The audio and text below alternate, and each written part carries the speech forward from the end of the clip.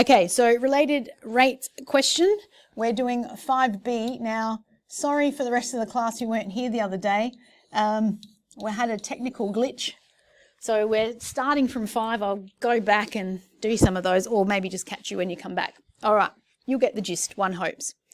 To remind you, what we want to do is, for most of these, is we want to have a connection between our variables. Okay, the green thing, draw a diagram if it helps, write down how the variables are linked, put your information that you get, suss out what you want to find, know that increasing is a positive derivative, decreasing is a negative, and hopefully things come out. So, when we are looking at this question, air is pumped into a spherical weather balloon, so we're talking about a sphere, and your only issue now is, are we talking about volume or are we talking about surface area? And clearly, 6 pi meters cubed, we're talking about volume. So you reach back into the recesses of your mathematical career, and we write down that the formula for the volume of a sphere is 4/3 pi r cubed. With this bit here, right, the weather balloon, it's being pumped into the weather balloon, so the volume, would you agree, is increasing at 6 pi meters per. Two things give it away. One, the fact that it says rate. The other fact that it says per. So we're going to put our information down and we say dV by dt is 6 pi. I'm sure there's a question somewhere in there that says a spherical balloon is leaking, right? So then I would put minus 6 pi. But in this case, we're pumping it up, pump it up, pump it up. The next bit that I would be looking at is find the rate of change in the radius. So I would put here, I'm trying to find dr by dt. And these are just some of the things that help me do these problems. And we've got the instant here when radius is 2. Okay? So now we're just going to go and we're going to differentiate the life out of this sucker. We know that 4/3 pi, it's just a number. I mean, how dare I say pi is just a number, but you know what I mean. So we're going to differentiate with respect to time. So we're going to say dV by dt. We treat this as if it was like a 2 or something. So 3 times 4/3, happy that it's 4, r squared, but because I've differentiated r with respect to time, we have to tack on dr by dt. Huzzah? And now, if we look over at the information that we have, this is actually pretty groovy because we want to find dr by dt. We have dv by dt and we have r squared, so we just sub it in and we'll be able to solve for dr by dt, correct? What would we expect? Find the rate of change of the radius. Is it going to be positive or negative? Positive, because as the volume is increasing, the radius would also have to be increasing. We do a couple more, you'll get. So we've just substituted our information in, and what's that? 2 squared is 4, 4 4s are 16, so therefore dr by dt will be 6 over 16, which is the same as 3/8, and don't lose all of your marks here. It has to be, what are we doing? Meters, so it'll be meters per minute, because it is a rate. You might even want to suck up a little bit and say it is increasing. The radius is increasing at meters per minute.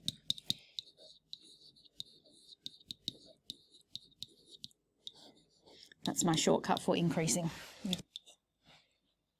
Oops, where did it go?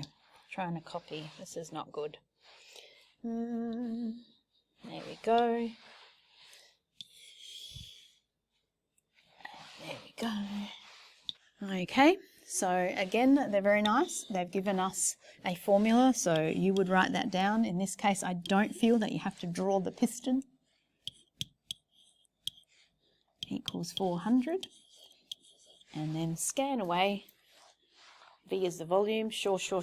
Suppose the pressure, right? So the pressure increases at a constant rate of 3. So what will I write? dP by dt equals 3. Happy? Per minute. Find the rate at which the volume is changing. So again, I'm going to write here, I'm trying to find dV by dt.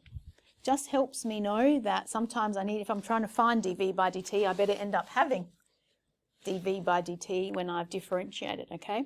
And the instant when the pressure is 50, so when P equals 50, are we happy with that much? All right, and now we're going to go through and differentiate. Now, these variables here, that's technically a function times a function. So we are going to have to hit the product rule. So what is the derivative? And we look at this. Were you here for implicit at all? No. So we look at this, like if that was just an x and we said differentiate x, derivative of x is just 1, correct? Well, we look at that and we say, well, the derivative of p is just 1, but we've differentiated it with respect to time, so we plug in a dP by dt. If there was if it was p squared, then we'd differentiate that, we'd say that's 2p, or not 2p, never in maths, and you just tack on dP by dt. So same differentiation rules, but we have to tack on what we're differentiating with respect to. We haven't touched v to the 1.5. Now, hit your product, keep the p, and now we're differentiating v to the 1.5. So that's going to be times 1.5 v to the what power? 0.5 or a half, but I've differentiated with respect to v, so I have to tack on dv by dt. Derivative of 400? 0. Thanks. 0. Okay? We go through and you do your little, well, what is it that I'm trying to find? Well, I'm trying to find dV by dt here, which means you should have all the other information. And you go, yep, I've got dP, that's good. I've got the P. I'm trying to find that, but you haven't got V. So that's when you have to use your instant one. We haven't had to use it before, but this is where we can. So when P is 50, we're going to go back to here, and we're going to use that formula to find out what V is at the instant P is 50. Make sense? Ish?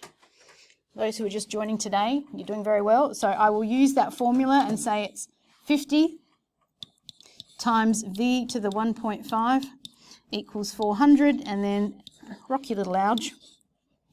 Rock the ouch. Rock. 40 divided by 55 is 8, agreed? And then that means it's 3 over 2. You can either say that's 8 to the 2 over 3, or you can find the 1.5 or 3 over 2 root of 8. So you've got a choice at the moment to rearrange and get dV by dt by itself now, or you can sub your values in and then rearrange, whatever works for you. So I'm probably going to whack my answers in, so it's going to be 3. Now v to the 1.5, is that what he's talking about? Now I get you, Josh. So v to the 1.5 was indeed 8. Got you, Josh. Eventually get to your, to you do work fast. Well done. P is 50 times 1.5. This one, it's v to the 0.5. So if v is 4, 4 to the 0.5 is 2, square root thereof. And I think you're quite entitled. You can now easily get dV by dt by itself. It runs from a hole in a silo. That's my silo. The wheat is dropping down over here, and it forms a conical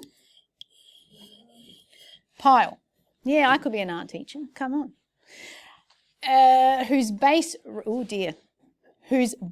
radius is treble the height. Woof.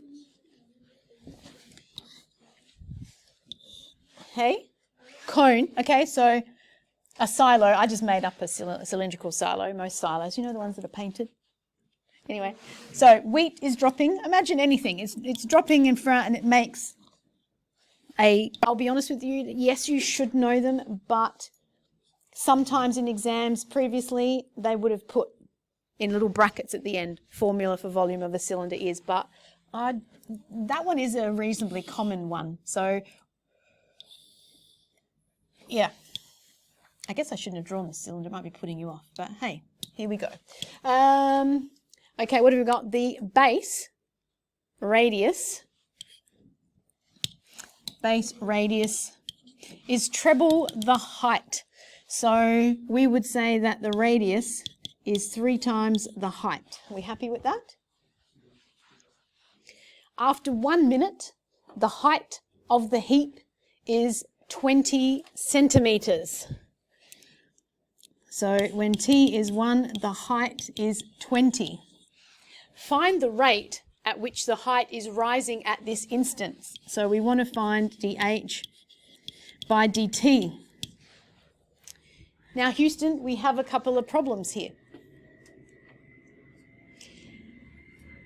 You missed one we did the other day when we had the area and they said the area was fixed.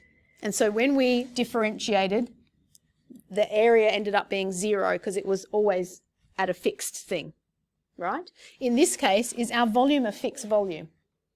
No, it keeps increasing. So if I just boldly go and try and differentiate, a couple of things are going to be bugging me. One, I'm going to have a dV by dt and I've got nothing.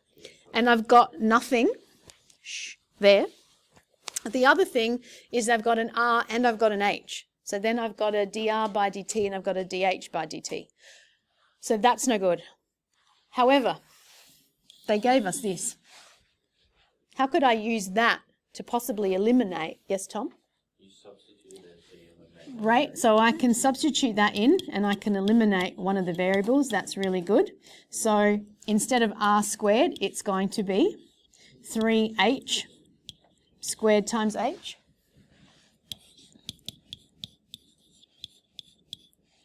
So 9h cubed.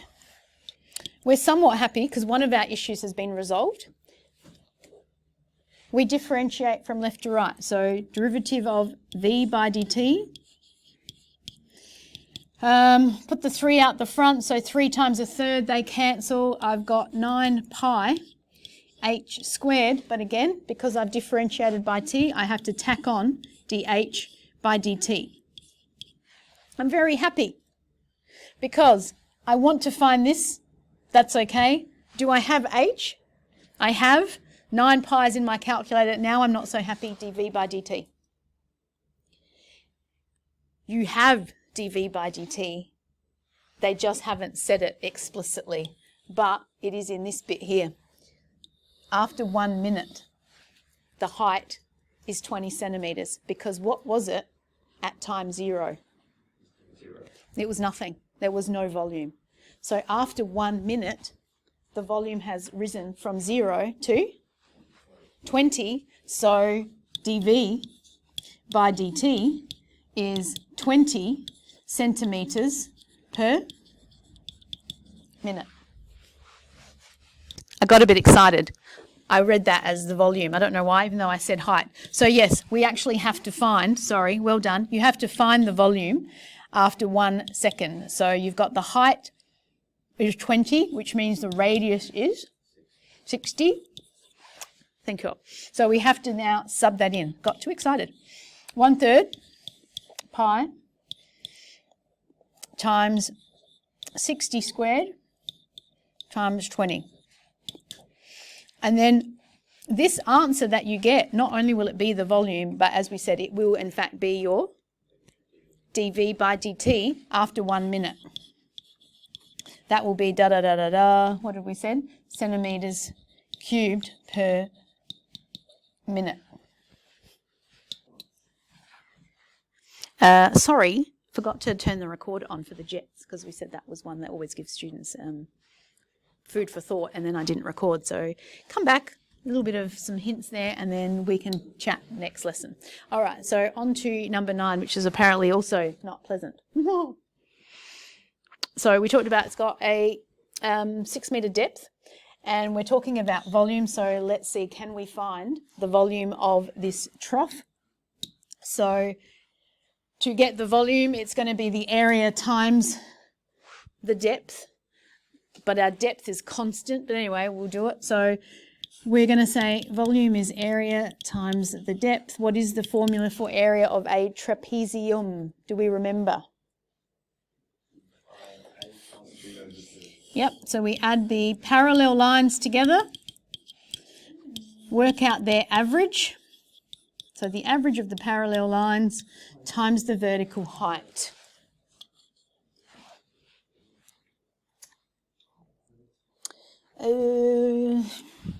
We just said because it's vertical, they're going, what's the height here? That's very bad. But that's 1, so we've used up 1 metre of the 2, agreed?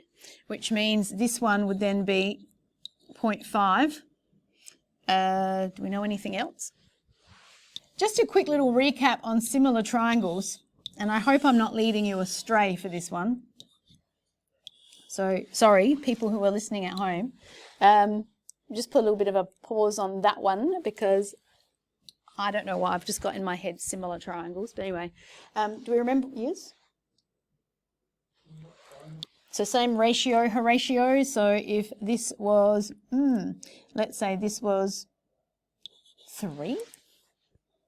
And this was 5. Okay. And we knew that they were similar triangles. We could call this one H. And then we could call this one, sure, we could call this one 4. So using the whole ratio thing, we would say that H over 5 would have to be equal to 4 over 3.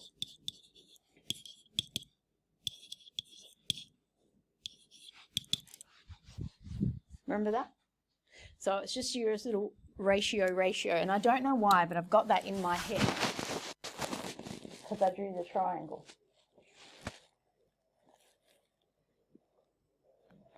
So I don't know.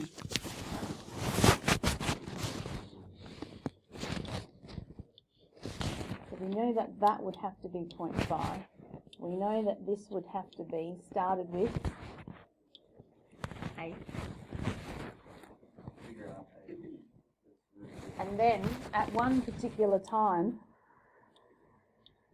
is it 20?